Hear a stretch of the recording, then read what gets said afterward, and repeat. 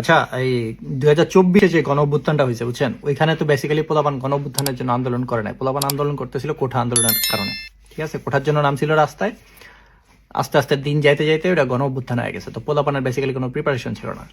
কিন্তু এইবারের যে ঘটনাটা মানে 2026-এ, তো এবার হচ্ছে পোলাপান পুরা তাইতা আছে, মানে পোলাপানের ব্যাপক প্রিপারেশন এবং ব্যাপক ইন্টারেস্ট, মানে আর একটা গণ অভ্যুত্থান ঘটাবে তারা বুঝছেন। মানে হচ্ছে পুরো একদম রেডিও বয়ে রয়েছে যে ভাই খালি ডাক দেন বুঝছেন? অবস্থা অনেকটা এরকম। তো আর এবার আবার গতবার তো শুধু জেনজি ছিল, এবার কিন্তু জেন আলফারাও বড় হয়ে গেছে, এটি সব 16, 17, 18 বছর বয়স এখন। ঠিক আছে, তো এরা মনে করেন হেভি কিউরিয়াস যে গতবার পার্ট নিতে পারে নাই, এবার এবার আর মাফ নাই। প্লাস এবার আবার একটা রোল মডেলও আছে, রোল মডেল হচ্ছে নেপাল। নেপাল যেমন রাস্তায় ন্যাংটা করে পিটাইছে, এরাও এবার মনে করেন যে ওই রোল মডেল ফলো করতে যাইতেছে। তো ঘটনা যেটা হচ্ছে যে এই যে আজকে দেখলাম যে ইংলিশ শিখতে থাইল্যান্ডে যাইতেছে কয়েকজন সচিব। Have you ever heard of Thai English? Like do you understand them? It's the slang. Slang. Can't you do it না? তাই ইংলিশ আমাকে বুঝতেই কষ্ট হয়, ওরা কেমনে বুঝবো? মানুষ ইংলিশ শিখতে থাইল্যান্ড যায়, থাইল্যান্ডের ভাষা কি ইংলিশ? ইংলিশ শিখতে মানুষ ফিনল্যান্ডে পর্যন্ত আসে না, গেলে যাবো ইউকে, ইউএসএ, অস্ট্রেলিয়া, যাগো ভাষায় ইংলিশ। ইংলিশ শিখতে বলে মানুষ থাইল্যান্ডে যায়, মানে দুর্নীতি করবে একটা বুঝবার তো লাগবে তাই না? যাইতেছে থাইল্যান্ডে, আবার যেখানে যাইতেছে ওটা বলে মাসাজ সেন্টার, মাসাজ দেওয়া হবে ইনশাল্লাহ। তো এবার তো নেপালের রোল মডেল আছে, তো এবার পোলাপাঞ্জন পিটান শুরু করবি, আগে সচিবালয় থেকে শুরু করবি। কারণ বাংলাদেশের সংস্কারগুলো হয় না, এই আমলাতান্ত্রিক জটিলতার কারণে এই যত সচিবগুলো আছে না, এগুলো হচ্ছে নাম্বার ওয়ান মাদার চোদ।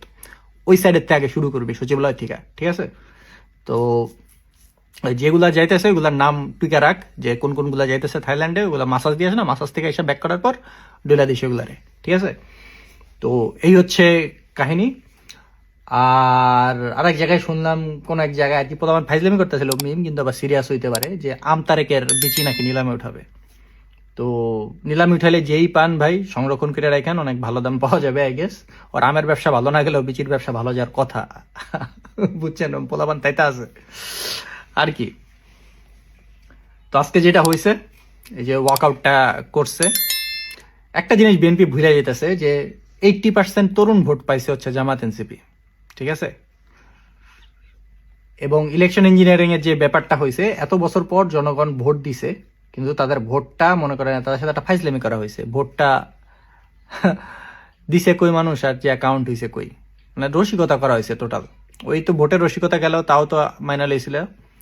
এখন তারা জুলাই সনদ নিয়ে রসিকতা শুরু করছে। ঠিক আছে, যে জুলাইয়ের কারণে তারা ক্ষমতায় আসছে সেটা নিয়ে রসিকতা শুরু করছে। তো দেখা যাক, ওই যে গতবার যেমন পোলাপানের প্রিপারেশন ছিল না, এবার কিন্তু পোলাপান ফুল প্রিপেয়ার্ড, কারণ জানে যে এবার ডেস্টিনেশন কি এবং কি করতে হবে। এবার প্রবাসীরাও প্রিপেয়ার্ড, কারণ গতবার তো আমরা জানতাম না যে আমাকে সামনে গণঅভ্যুত্থান আসতে আসতে রেমিটেন্স শাটডাউন করে দিব। এবার আমরা পুরো এমনি রেমিটেন্স শাটডাউন করে দিয়ে রাখছি। অবশ্য রেমিটেন্স শাটডাউন এমনিও হয়ে যেতে পারে, কারণ যুদ্ধের যে অবস্থা চলতেছে বাংলাদেশে, দেখলাম একটু আগে যে তেল পুরো এশিয়ার মধ্যে সবার আগে ফুরাবে বাংলাদেশে। ঠিক আছে, তো আপনারা এই যে তেলের অজুহাতে যে ইউনিভার্সিটিগুলো বন্ধ দিয়ে দিচ্ছেন আগে আগে, কারণ আপনারা তো জানেন যে আপনারা মানবেন না, তো একটা আন্দোলন হবে, এই কারণে আপনারা ইউনিভার্সিটিগুলো বন্ধ দিয়ে দিচ্ছেন। ঠিক আছে, ওই থিওরি কাজ করবে বলে আমার কাছে মনে হয় না। প্লাস এই যে ইন্টার পরীক্ষাও 1 মাস আগে নিয়ে আসছেন যাতে পোলাপান আন্দোলনে না আসতে পারে, এই প্ল্যানও কাজে করবে বলে আমার মনে হয় না। কারণ হইতেছে যে পোলাপান আরো খুশি হয়ে যাবো যে যদি আন্দোলন হয় তাহলে আমাদের পরীক্ষা দেওয়া লাগবে না, ইন্টার পরীক্ষা। ঠিক আছে, অটোপাস ঘটনা বুঝছেন, এই বুগিচুগি প্ল্যানে কাজ হবে না। তারপর হচ্ছে আর একটা জানি কি দেখলাম, এই যে স্কুলের যাতে পোলাপান না আসতে পারে এই কারণে নাকি অনলাইন ক্লাসের ব্যবস্থা করতে যেতেছে। Best of luck.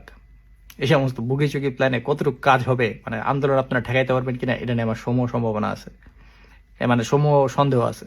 প্লাস এবার প্রতিপক্ষ অনেক দুর্বল, গতবার তো ছিল মাইটি আওয়ামী লীগ, এবার পুচকা বিএনপি। তারপর এই যে কি